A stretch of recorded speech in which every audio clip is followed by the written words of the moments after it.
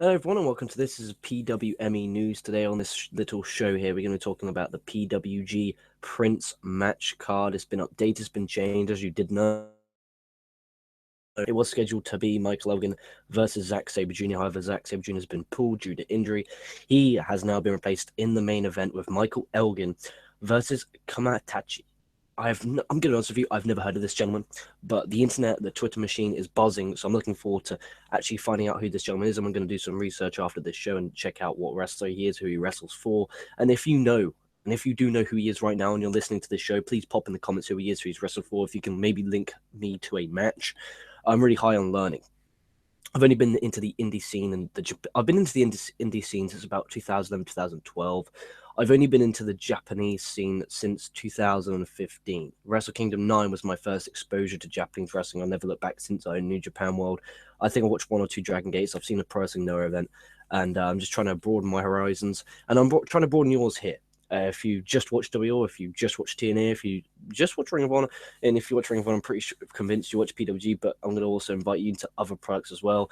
And I do apologize if you're not a fan of so many shows in a day. I apologize, but I'm going to be doing as much content as I possibly can, both video and articles. So whatever you do, please head over to prowrestling.me.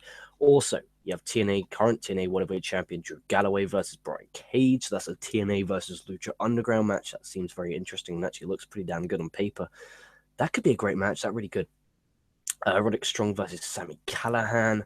That could be another great match. Roderick Strong, obviously the former PWG World Champion, making his return to Reseda, California on May the 20th to face Sami Callihan. That could be a really good match. And there's every match on here is just absolutely phenomenal. Speaking of phenomenal, I mean, Adam Cole versus Dalton Castle.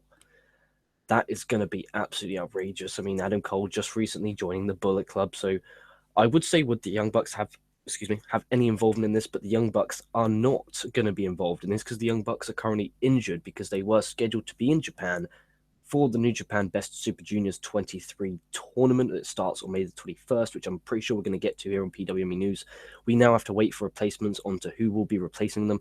But either way, Adam Cole, Dalton Castle could be a great match there. Trev Lee versus Andrew Everett, both TNA guys in the X Division.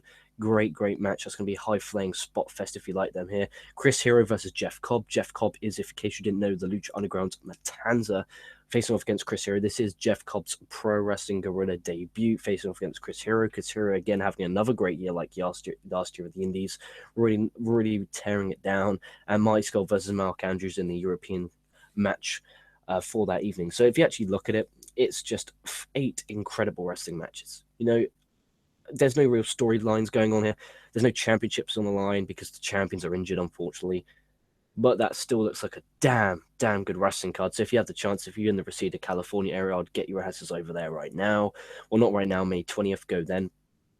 At the American Legion's post in Canby Avenue, that's where I'd go if I lived in California. If you're not, you're going to have to wait a month or 2 to purchase the DVD or wait till it comes available online.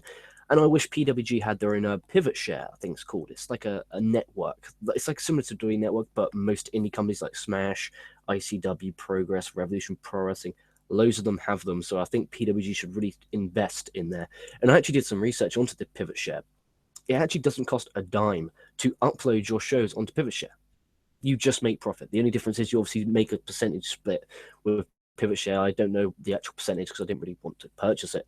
It's just a really good idea. And PWG could, they could charge $5.99 to $9.99, and as long as it had every single show they've ever done on there, like the WWE Network, I would purchase the damn thing easily, and I would add it to my wrestling subscription package. So thank you very much for watching. What do you think of this PWG match card? And what do you think of the news segments? Is it too much? If you don't like them, please put in the comments below. We're just testing, and I hope you enjoyed the show. So like, comment, subscribe. ProWrestling.me, KocoSports.net. This has been okay. I'll be catching your ass down.